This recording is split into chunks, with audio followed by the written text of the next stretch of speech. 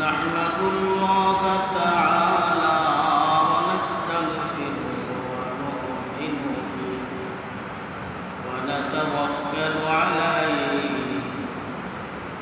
ونعوذ بالله من شرور أنفسنا ومن سيئات أعمالنا من يهده الله فلا مضل له ومن يضلله فلا هادي له ونشهد أن لا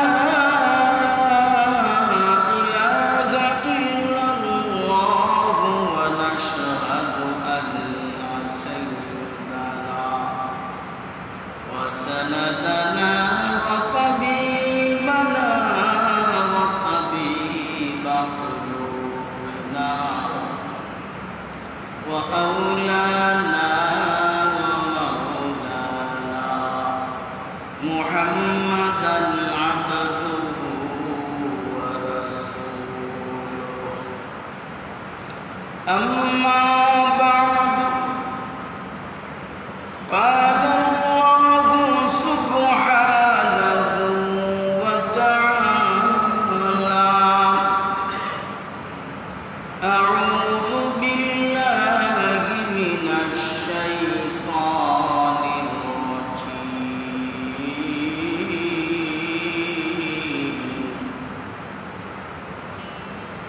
بسم الله الرحمن الرحيم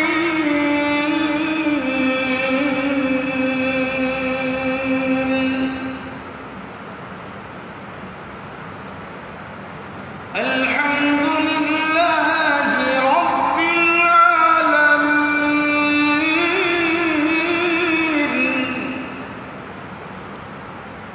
الرحمن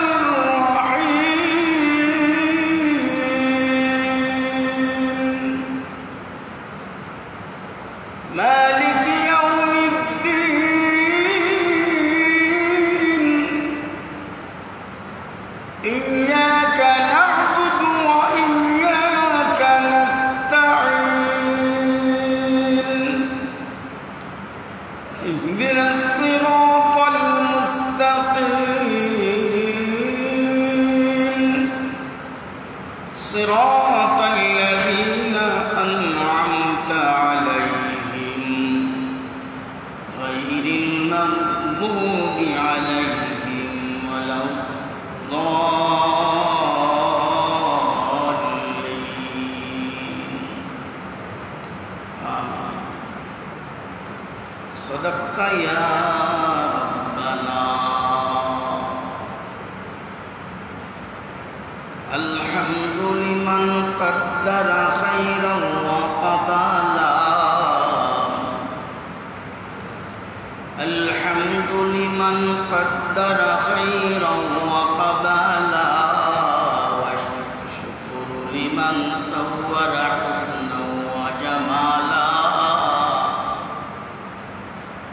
والشكر لمن صور حسنا وجمالا فرد صمد عن صفة الخلق بريء فرد صمد عن صفة الخلق بريء رب أزلي خلق الخلق كمالا رب أزلي خلق الخلق كمالا الحمد لله আল্লাহ পাক রব্বুল আলামিনের অশেষ মেহেরবানি যে মহান সত্তা দয়াময় আল্লাহ আমাকে আপনাকে দয়া করে মায়া করে ভালোবেসে মহাব্বত অনুগ্রহ অনুকম্পা করে মুহররম মাসের চতুর্থ জুমার নামাজ আদায় করার লক্ষ্যে তার পবিত্র গৃহে হাজির হওয়ার তৌফিক দিয়েছেন। এজন্য সকলেই বলি আলহামদুলিল্লাহ। প্যারা হাজিরিন, আমরা পবিত্র কোরআনুল কারীমের ধারাবাহিক তাফসীরমূলক আলোচনা করছিলাম। আজ তার চতুর্থ পর্ব। সূরাতুল ফাতিহা থেকে আমরা আলোচনা করছি। সঙ্গত কারণে আউযু বিল্লাহি মিনাশ শাইতানির রাজীম এবং বিসমিল্লাহির রহমানির রহিম প্রসঙ্গে আমাদের জরুরি কিছু আলোচনা করতে হচ্ছে। আল্লাহ পাক রব্বুল আলামিন আমাদেরকে তার সঙ্গে সম্পর্ক করার জন্য এই কুরআনুল কারীম নামক মহা আসমানি গ্রন্থ, শ্রেষ্ঠতম আসমানি কিতাব দান করেছেন। সকলে বলি আলহামদুলিল্লাহ। এই কিতাব রব্বুল আলামিন শুরু করেছেন বিসমিল্লাহির রহমানির রহিম এর মাধ্যমে। আল্লাহ তাআলা তার কিতাব শুরু করেছেন নিজের নামে। বলেন আলহামদুলিল্লাহ। আল্লাহ তাআলার কাজ শুরু করা নিজের নাম দিয়ে শুরু করার কোনো প্রয়োজনীয়তা ছিল না, কিন্তু তিনি কেন তার কিতাব তার নামের দ্বারা শুরু করলেন? তার কারণ হলো তিনি আমাদেরকে শিক্ষা দিচ্ছেন, আমাদেরকে নির্দেশনা প্রদান করছেন, আমরা যেন সকল কাজে তার নাম, তার নামের বরকত, তার নামের সাহায্য এটাকে সাথে রেখেই যেন আমরা সকল কাজ সম্পাদন করি। রব্বুল আলামিন বিসমিল্লাহির রহমানির রহিমের শুরুতে বা উল্লেখ করেছেন। বা শব্দের 21টি অর্থ আছে। যারা আরবি ব্যাকরণ জানে তারা বিষয়টি সম্পর্কে সম্যক অবগত। এখানে বা কি অর্থে নেওয়া হয়েছে এটি প্রসঙ্গেও মুফাসসিরগণ কতকগুলি মত উল্লেখ করেছেন। তন্মধ্যে 3টি মত সব থেকে বেশি প্রণিধানযোগ্য, সব থেকে বেশি গুরুত্বপূর্ণ। তার একটি হল বা লিল ইলসাক, বা এর অর্থ হল মিলানো। এর দ্বারা আল্লাহ তাআলা বুঝিয়েছেন যে আমাদেরকে মিলতে হবে। তাহলে কার সঙ্গে? আল্লাহর সঙ্গে মিলতে হবে। বায়ের আরেকটি অর্থ হল বালিল ইস্তিআনা, সাহায্য প্রার্থনা করা। আল্লাহ তাআলা আমাদেরকে শিক্ষা দিচ্ছেন সর্বক্ষেত্রে আমি আল্লাহর কাছেই তোমরা সাহায্য প্রার্থনা করো। সাহায্য আমরা কার কাছে চাইব? সবাই বলেন আল্লাহ তাআলার কাছে। দুনিয়ার বিভিন্ন ধর্মের মানুষ তারা আল্লাহর কাছে সাহায্য চায় বিভিন্ন নামে, সাথে সাথে আবার অনেক মাখলুকের কাছেও সাহায্য চায়। সাহায্য চাওয়া নিষেধ না, কিন্তু ওই সাহায্য চাওয়াটা যদি আল্লাহর সঙ্গে শিরিক করার উদ্দেশ্য হয় তাহলে সেটা চরমভাবে নিষিদ্ধ। সন্তান তার মা বাবার কাছে চায়, বিপদগ্রস্ত মানুষ সক্ষম মানুষের কাছে সাহায্য চায়, এটা নিষেধ না, নিষিদ্ধ নয়, কিন্তু নিষিদ্ধ হলো সেটা আল্লাহ তাআলার সমকক্ষ কাউকে বানানো, এবং এইটা বিশ্বাস করা যে যিনি আমাকে সাহায্য করবেন, তিনি যে ক্ষমতা দিয়ে আমাকে সাহায্য করবেন, এই ক্ষমতা তার নিজস্ব। এটি যদি কেউ মনে করে তাহলে সে জলিজন্ত শিরিক করল। ডাক্তারকে আমরা নিজেদের উপকারে ব্যবহার করি, ফসল খাওয়ার জন্য জমিনকে ব্যবহার করি, গাছ লাগাই ফল খাওয়ার জন্য,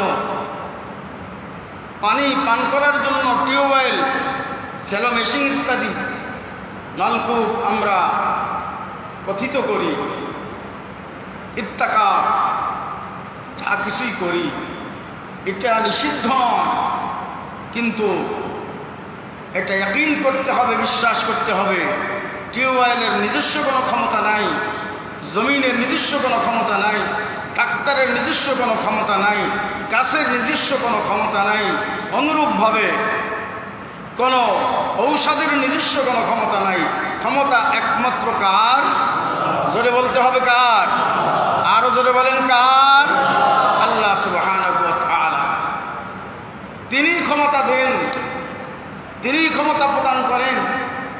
মা বাপকে ক্ষমতা প্রদান করেন, মা বাপের মাধ্যমে আমরা দুনিয়ায় আসি। মা বাপ আমাদেরকে লালন পালন করেন। মা বাপকে যদি আল্লাহ ক্ষমতা না দিতেন তাহলে মা বাপের নিজস্ব ক্ষমতায় আমাদেরকে দুনিয়ায় আনা কোনোদিন সম্ভবপর ছিল না। দুনিয়াতে কত মানুষ এরকম আছে, হাজারো চেষ্টা করছে, হাজারো ঔষধ খাচ্ছে, হাজারো ডাক্তারের কাছে যাচ্ছে, হাজারো হুজুরের কাছে যাচ্ছে, অনেকে শিরিক করার জন্য মাজার পর্যন্ত যাচ্ছে, সন্তান হচ্ছে না। ঠিক কিনা বলেন? যদি মাজারের কোনো ক্ষমতা থাকতো তাহলে দুনিয়ার কুকুররা মাজারে যায় না, তাদের সন্তান কেমনে হইল? কি বলেন? দুনিয়ার কোনো কুকুরকে কে মাজারের কাছে গিয়ে সাহায্য চাইতে দেখেছেন? কথা বলতে হবে। দেখেছেন কোনোদিন? কোনো পশু গেছে কোনো মাজারে? যায় না। কিন্তু আমরা যাই কেন? আমরা মানুষ হয়েও, আশরাফুল মাখলুকাত হয়েও এতটুকু সেন্স আমাদের নেই, এতটুকু জ্ঞান আর বুদ্ধি বিবেক আমাদের নেই। একটা পশু, অবলা পশু যে কাজটা করতে পারে না, করে না, সেই কাজটা আমরা কেন করি? প্যারা হাজিরিন, এই জন্য রব্বুল আলামিন বলেন বিসমিল্লাহির রহমানির রহিম।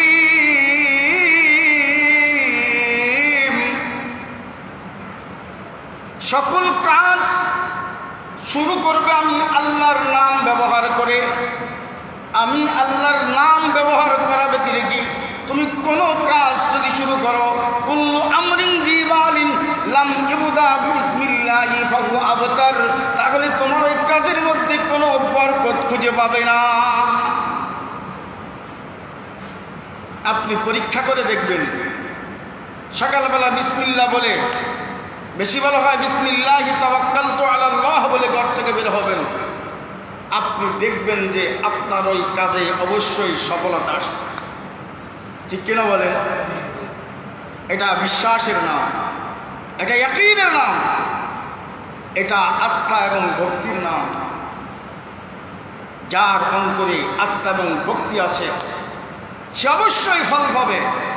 এই জন্য আল্লাহ তাআলা হাদিসে কুদসির মধ্যে বলেন, আনা ইনদা যান্নি আবদি বি, আনা ইনদা যান্নি আবদি বি, আমার বান্দা আমি আল্লাহ সম্পর্কে যেমনটি ধারণার বিশ্বাস পোষণ করে, আমি আল্লাহ তার সঙ্গে তেমনটি ব্যবহার করি।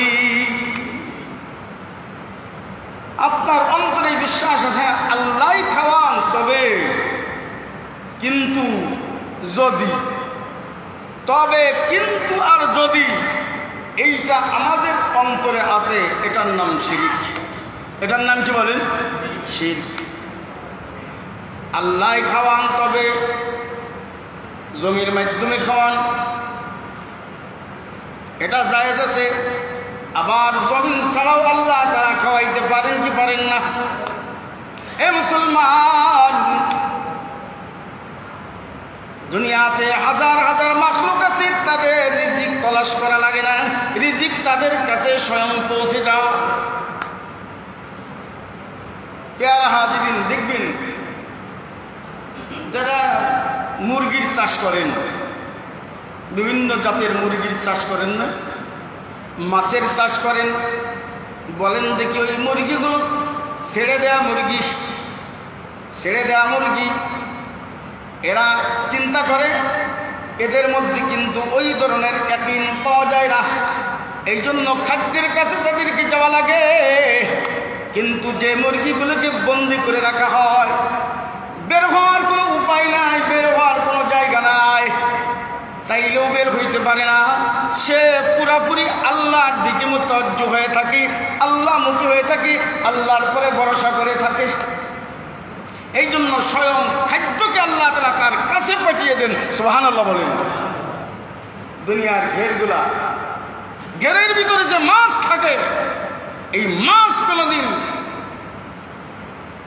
খাদ্য তলাশ করে খাওয়া লাগে না, কিন্তু নদীর মাছ খাদ্য তলাশ করে খেতে হয়, সমুদ্রের মাছগুলোকে খাদ্য তলাশ করে খেতে হয়।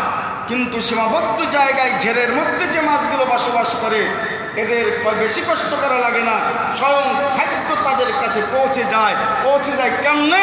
আল্লাহ তাআলাই পৌঁছায় দেয়। ঠিক কিনা বলেন?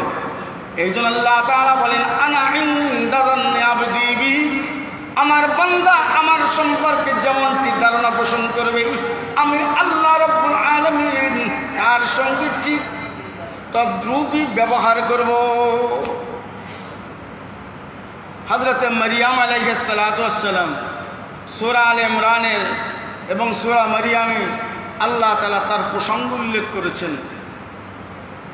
তিনি ওই তার কাহিনী বলা উদ্দেশ্য নয়, হযরত মারিয়াম আলাইহিস সালামের কাহিনী তো লম্বা, প্রসঙ্গ যেহেতু বিসমিল্লাহির রহমানির রহিম, এই জন্য এই প্রসঙ্গে একটু কথা উদাহরণস্বরূপ বলছি। মারিয়াম আলাইহিস সালাম, তাকে তার পিতা ইমরান মান্নত করেছিলেন। কি মান্নত? যদি আল্লাহ আমাকে একটা পুত্র সন্তান দান করেন, তাইলে সন্তানকে আমি বাইতুল মুকাদ্দাসের খাদেম বানাবো। কিন্তু রব্বুল আলামিন তার দোয়া কবুল করলেন বটে, কিন্তু হুবহু দোয়া কবুল হলো না। এ মুসলমান, প্রাসঙ্গিক ক্রম একটা কথা বলে নেই, আমরা আল্লাহ তাআলার কাছে অনেক কিছুই চাই এবং একের পর এক চাইতেই থাকি, কান্নার পরে কান্না করতেই থাকি। এক সময় বিফল মনোরথ হয়ে পড়ি, এক সময় আমরা উদাসীন হয়ে পড়ি, এক সময় নৈরাশ্যতা আমাদেরকে স্পর্শ করি। এই রে কি রে, এত দোয়া করলাম, এত কান্নাকাটি করলাম, কিন্তু কই দোয়া তো কবুল হল না।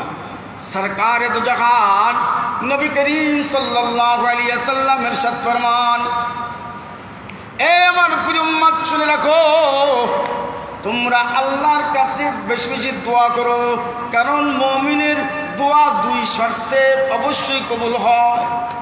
কয় শর্তে? জোরে বলেন, কয় শর্তে? দুই শর্তে অবশ্যই কবুল হবে। এক নম্বর, সে যদি কোনো হারাম বিষয় আল্লাহর কাছে না চায়, কোনো গুনার বিষয় আল্লাহর কাছে না চায়। নম্বর দুই, চাইলো এবং তাড়াহুড়া যেন না করে, চাওয়ার সাথে সাথে কবুল হয়ে যাক এটা যেন কামনা না করে। এই দুইটা যদি শর্ত সে পুরা করে, আল্লাহ তাআলার কাছে যে দোয়াটি করবে প্রতিটা দোয়াই কবুল হয়ে যাবে।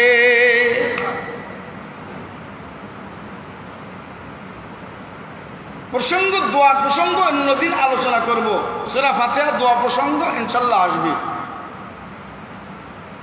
কিভাবে কবুল হয় সেটা তখন বলবো, এখন প্রসঙ্গ পাল্টাবো না। আল্লাহ তাআলা মারিয়াম আলাইহিস সালামকে দুনিয়ায় পাঠালেন। উনি ছেলে না মেয়ে? জোরে বলেন। ওনার আব্বা দোয়া করছেন ছেলে চেয়ে, আল্লাহ তাআলা দিলেন মেয়ে। আমরা অনেক সময় মনে করি চাইলাম একটা পাইলাম একটা, কেমন হলো? হযরতে জাকারিয়া আলাইহিস সালাতু ওয়াস সালাম ওনার এক বর্ণনা মতে খালু আর এক বর্ণনা মতে ভগ্নিপতি, সহিহ বর্ণনা মতে উবাইটি। এক অর্থে ওনার ভগ্নিপতি, ওনার আরেক মায়ের মেয়ে উনি বিবাহ করেছিলেন। আবার ওনার আর এক স্ত্রী, তিনি ছিলেন ওনার মায়ের বোন। সেই দুই অর্থে উনি ভগ্নিপতি এবং খালুও। প্যারা হাজিরিন, মারিয়াম আলাইহিস সালাতু ওয়াস সালাম যখন জন্মগ্রহণ করলেন, ওনার মা আল্লাহকে আফসোস করে বলে, আল্লাহ, চাইলাম ছেলে, স্বামী স্ত্রী মিলে, কিন্তু আপনি তো দেখছি আমার মেয়ে দিলেন। আল্লাহ তাআলা আমাদেরকে বলেন, ওয়ালাইসা যাকারু কাল উনসা, দুনিয়ায় বহু মহিলা আছে, তার সমকক্ষ অনেক পুরুষ হইতে পারে না। মারিয়ামকে আমি তোমাকে দিয়েছি বটে মেয়ে হিসাবে, কন্যা হিসাবে, কিন্তু তুমি মন খারাপ করো না, এর ভিতরেই কল্যাণ আছে। সুবহানাল্লাহ বলে, কারণ তাকে মেয়ে হিসেবে দিয়েছি, ছেলে তুমি পাবে, কিন্তু তোমার ঔরসে না, তোমার মেয়ের গর্ভে ছেলে দান করব। সে হবে পৃথিবী বিখ্যাত আমি আল্লাহ এক বিশেষ নবী হযরতে ঈসা ইবনে মারিয়াম। কিন্তু মান্যত যেহেতু করছেন, খাদেম বানাবেন, তো বাইতুল মুকাদ্দাসে রেখে আসছেন, কে লালন পালন করবে এ সম্পর্কে সবাই চাচ্ছিল যে আল্লাহর ঘরের খাদেম, একে যদি আমি একটু খেদমত করতে পারি তাহলে অবশ্যই আমি গৌরবান্বিত হব, বরকত পেয়ে যাব। যেমন অনেকে আছে কিন্তু দেয় না, অনেকে আছে হুজুরদেরকে খাওয়াইতে চায়, আছে না, আলেমদেরকে খাওয়াইতে চায়, মানুষের তালেবুল ইলমকে খাওয়াইতে চায়, দিনদার মানুষকে খাওয়াইতে চায়। কিন্তু গরিব মানুষ, রিক্সা চালক, ভ্যান চালক, আমরা যদি মাদ্রাসা পরিচালনা করি, আমরা দেখেছি কোটি কোটি টাকার মালিক, কিন্তু সে চাইলে 10টা 20টা 100টা খাওয়াইতে পারে, খাওয়ায় না। আর একজন ভ্যান চালক, রিক্সা চালক আমাদের কাছে এসে চেয়ে নিয়ে যায়। প্যারা হাজিরিন, ওনাকে কে পরিচালনা করবে? সবাই প্রার্থী, এর দুনিয়ার বটের প্রার্থী না, পদের লোভ না, উনি খেদমত করবেন আল্লাহর এক বিশেষ বান্দিকে, সেই উদ্দেশ্যে প্রার্থী। সুবহানাল্লাহ বলেন, ওনাকে সবাই খেদমত করতে চায়। ফয়সালা হল আল্লাহর পক্ষ থেকে, লটারি করতে হবে। কি লটারি? নদীতে সবাই কলম ফেলবে, যার কলমটা উজানে চলবে, উজান বোঝেন তো, স্রোতে ভেসে যাবে না, উল্টা যেদিক থেকে স্রোত আসছে ওই দিকে যাবে। এইটা যদি ঘটে, যার ক্ষেত্রে ঘটবে, সেই মারিয়ামের লালন পালনকারী হবে, সেবক হবে। সবাই কলম ফেলল, কিন্তু আল্লাহ তাআলা কবুল করলেন হযরত জাকারিয়া আলাইহিস সালাতু ওয়াস সালামের। ওনার কলমটা উজানে চলল, সবার কলমকে পানির স্রোতে, নদীর স্রোতে ভাসিয়ে নিয়ে গেল। যাই হোক প্রিয় বন্ধুগণ, উনি লালন পালন শুরু করলেন। মাঝে মাঝে খাবার দিয়ে আসতেন, যাইতে কখনো খাবার নিয়ে দেরি হয়ে যেত। যে দেখতে পেতেন তার সামনে নানান ধরনের অমৌসুমি ফল। কি ফল? অমৌসুমি ফল। পেয়ারা হাজিরিন, ধরুন এখন তো কুলের মৌসুম শেষ হয়ে গেছে, বড়ইয়ের মৌসুম। এখন যদি তাজা তাজা বড়ই কারোর সামনে আসে, তাহলে ফ্রিজের জামানা যখন ছিল না, ওই সময় যদি অমৌসুমি ফল আসে, প্রশ্ন হবে কি হবে না? উনি প্রশ্ন করলেন, কিরে আন্নালাকে হাজা, এটা তুমি কই পাইলে, কোত্থেকে আসলো? উনি বললেন, হাজা মিন ইনদিল্লাহ, হাজা মিন ইনদি রব্বি, এটা আমার রব আল্লাহ তাআলার পক্ষ থেকে। আল্লাহ তাআলা স্বয়ং তার কাছে পাঠিয়ে দিয়েছেন। সুবহানাল্লাহ। আমি বলতে চাচ্ছিলাম এই কথা, আল্লাহ তাআলা যদি কাউকে সাহায্য করতে চান তাহলে ওসিলা ছাড়াও সাহায্য করতে পারেন। আল্লাহ তাআলা যদি কাউকে খাওয়াইতে চান ওসিলা ব্যতিরেকেই খাওয়াইতে পারেন। ঠিক কিনা জোরে বলেন। আল্লাহ তাআলা এই জন্য আমাদেরকে বলেন বিসমিল্লাহির রহমানির রহিম।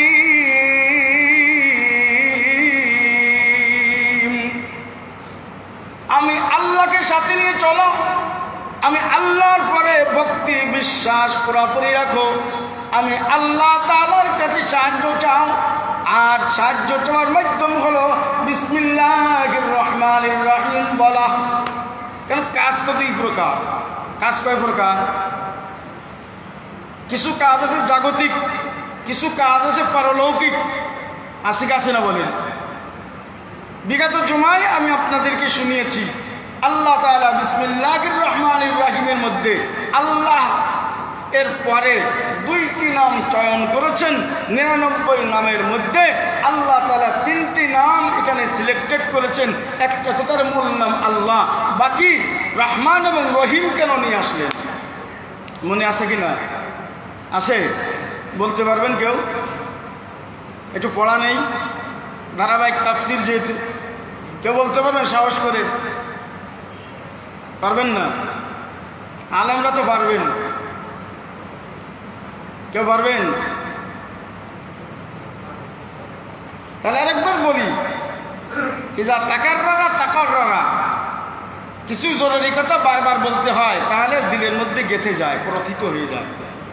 রহমান বলা হয় সেই সত্তার নাম, সেই দয়ালু সত্তার নাম যিনি দুনিয়াতে বাধ্য অবাধ্য নাস্তিক মোরতাদ বেদিনকেও রহম করেন, মুসলমানকে করেন, ইমানদারদেরকে করেন, মুত্তাকি পরহেজগারদেরকেও রহম করেন।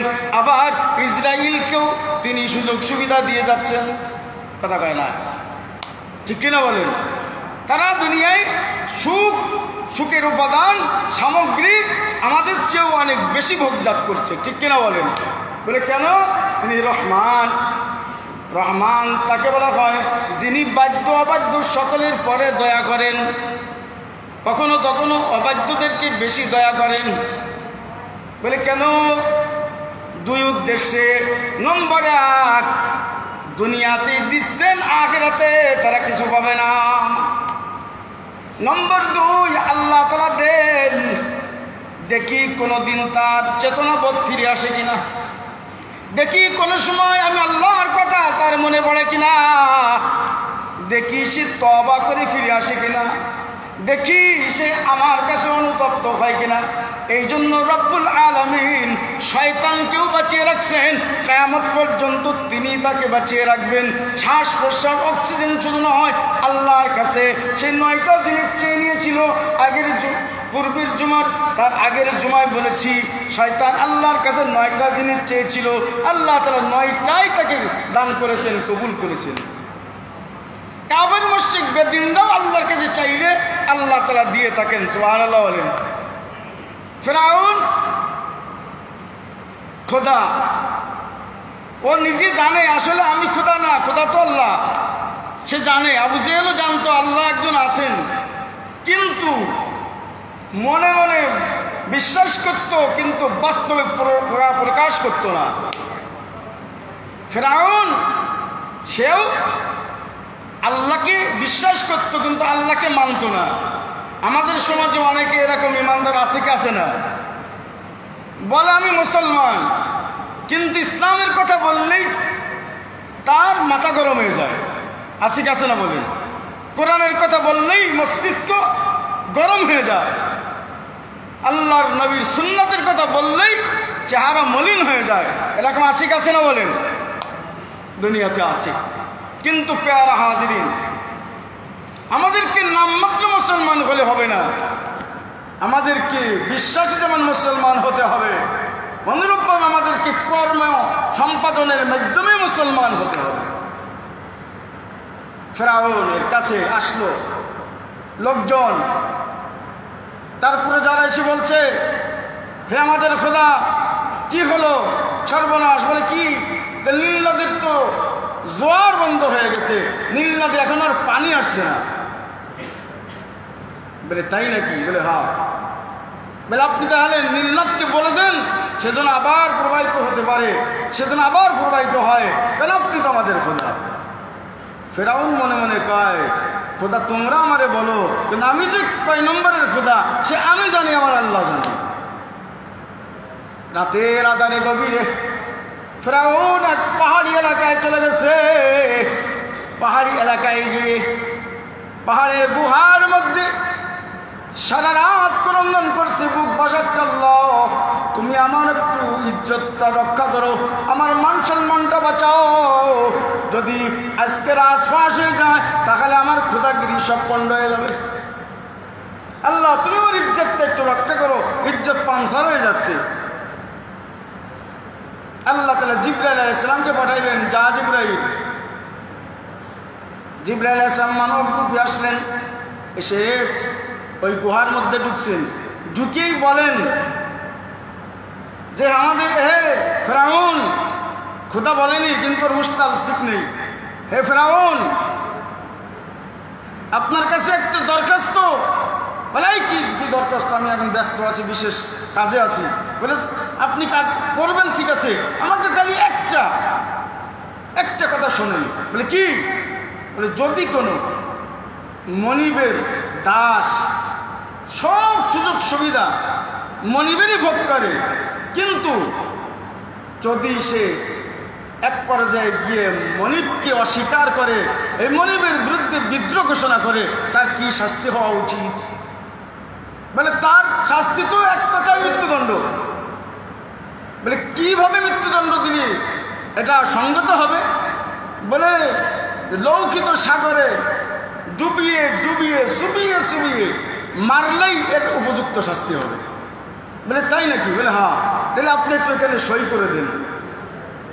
মাথা থেকে তো ঠিক নাই, কাগজে সই করে দিছে, কি লেখা আছে সেটাও তার বক্তব্য আসে, বুঝতে পারেনি, নিজেই সই করে দিয়েছে যে আমাকে তো সুযোগ সুবিধা দিচ্ছেন কে? যারা বলেন কে? আল্লাহ সুবহানাহু ওয়া তাআলা। সে আল্লাহ দিচ্ছেন, সে আল্লাহর বিরুদ্ধে আমি প্রতিদ্বন্দ্বী হয়ে বিদ্রোহ ঘোষণা করেছি, সেই আল্লাহ আমার কাছ থেকে স্বীকারোক্তি নিয়ে নিলেন যে আমার শাস্তি লৌকিত সাগরে পানিতে ইঁদুরের মতো চুবিয়ে চুবিয়েই মারা উচিত, এটাই হলো আমার সঙ্গত শাস্তি। আল্লাহর পক্ষ থেকে আওয়াজ বিশেষ করে, যাও ফিরআউন যাও, তোমার দোয়া আমি কবুল করে নিয়েছি। যে দেখো নীল নদীর জোয়ার আবার ফেরত এসেছে। ফেরত কে দিয়েছেন? জোরে বলতে হবে কে? আরো জোরে কে? আল্লাহ সুবহানাহু ওয়া তাআলা। আল্লাহ তাআলাই জবাব দিয়েছেন। জনগণ মনে করছে আমাদের খোদাই তার হুকুম দিয়ে নীল নদের জোয়ারের ব্যবস্থা করে দিয়েছে। আমরা এইরকম ফিরাউনের অনুসারী মার্কা মানুষ অনেকে আছি, দিচ্ছেন আল্লাহ তাআলা, কিন্তু মনে করছি যে ওই চাকরি আমাকে খাওয়াচ্ছে, মনে করছি যে আমার জমিন আমাকে খাওয়াচ্ছে, মনে করছি আমার মা বাপ আমাকে খাওয়াচ্ছে। আসলে আল্লাহ তাআলা মানব এর সাহায্য ছাড়াই, সৃষ্টির সাহায্য ছাড়াই খাওয়াইতে পারেন কি পারেন না? বিসমিল্লাহির রহমানির রহিম। প্যারা হাজিরিন, এজন্য সর্বক্ষেত্রে কার উপরে আস্থা এবং ভক্তি রাখবো? যারা বলেন কার উপরে? আল্লাহর উপরে আস্থা এবং ভক্তি রাখবো। প্যারা হাজিরিন, একটি সত্য স্বীকার না করলে হবে না, সেটি দ্ব্যর্থহীন ভাষায় বলি, আল্লাহ তাআলা মরহুম প্রেসিডেন্ট জিয়াউর রহমানকে মাফ করে দিন। তিনি এক মহৎ কাজ করে গিয়েছিলেন।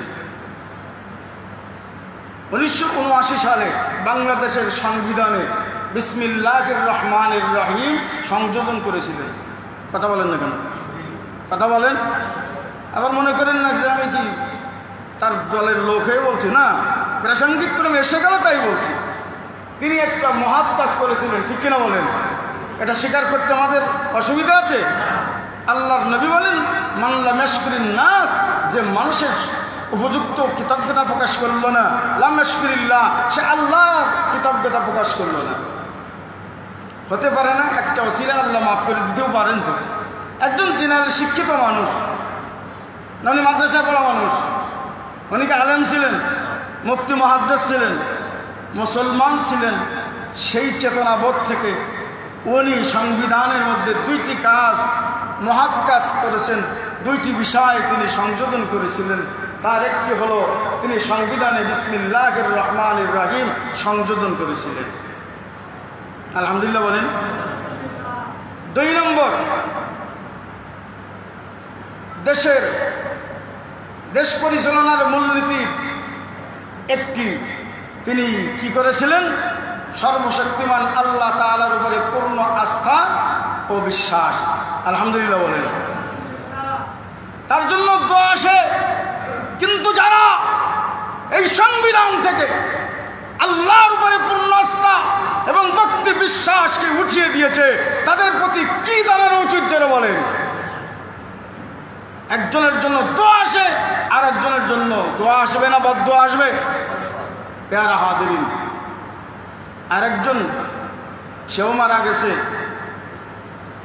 অনেকে বলে তো জনগণের চাহিদা পুরা করছে, জনগণের দাবি পুরা করছে, যাই করুক, করে তো গেছে বেচারা।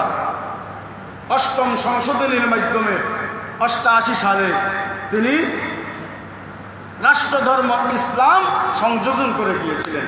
আল্লাহ তাআলা ভুল ত্রুটি আছে, তার অবশ্যই আছে।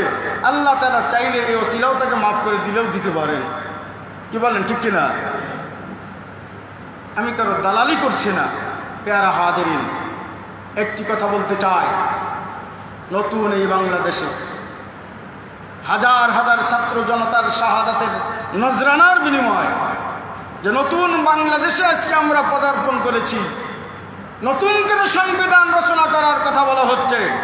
আমি বিএনপির ভাইদেরকেও বলি, আপনারা যদি শহীদ প্রেসিডেন্ট জিয়াউর রহমানের আদর্শে বিশ্বাসী হন, তাকে যদি ভালোবাসেন, এই সংবিধানের মধ্যে আল্লাহর উপরে পূর্ণ আস্থা, ভক্তি ও বিশ্বাস উঠিয়ে দেওয়া হয়েছে ইতিপূর্বে। এইটাকে আপনাকে আবার দাবি করতে হবে। আপনারা দাবি করলে বাংলাদেশের একটা মানুষেরও বাধা দেওয়ার দুঃসাহস নাই, বরং সকলেই আপনাদের জন্য দোয়া করবে। কথা বলেন ঠিক কিনা? সকলেই দোয়া করবে। বিসমিল্লাহ এখনো আছে, তবে তর্জমা করা হয়েছে, আবার 2 ভাবে তর্জমা করা হয়েছে। মুসলমানদেরকেও খুশি করা হয়েছে, হিন্দু বৌদ্ধ খ্রিস্টানদেরকেও খুশি করা হয়েছে। अगर हाफिज वस्ल खाही दरमियाने खास आम, अगर हाफिज वस्ल खाही दरमियाने खास आम, बा मोहम्मद अल्लाह अल्लाह, बा मुसलमान अल्लाह अल्लाह, बा बिरमन राम राम, बा मुसलमान अल्लाह अल्लाह, बा बिरमन राम राम। আমাদের সমাজে অনেক মুসলমান আছে, মসজিদে নামাজও পড়তে আসে, আল্লাহর পক্ষে থাকে, বাইরে গিয়ে ইসলামের শ্রাদ্ধ করে, ইসলামের বিরুদ্ধে স্লোগান দেয়। কথা বলে না? আছে কাছে না? বলতে দ্বিধা লাগে? পেয়ারা হাদিরিন, না। কবি হাফেজ সিরাজ, বিখ্যাত ফার্সি কবি, ফার্সি দেশের জাতীয় কবি নামে বিখ্যাত হাফেজ সিরাজি, তিনি বলেন, একদল মুসলমান আছে, তারা মসজিদে এসে আল্লাহ আল্লাহ করে, আবার বিজাতিদের কাছে যে, হিন্দুদের কাছে যে রাম রাম করে। আসি কাছে না? সংবিধানে বিসমিল্লাহির রহমানির রহিমের অনুবাদে সংযোজন করা হয়েছে। একটি অনুবাদ তো দয়ালু করমদাতা আল্লাহর নামে, ঠিক আছে। আবার অবলিক দিয়ে আরেকটা লাইন যোগ করা হয়েছে, দয়ালু সৃষ্টিকর্তার নামে। তার মানে হিন্দুরাও খুশি থাক, তারাও তো সৃষ্টিকর্তা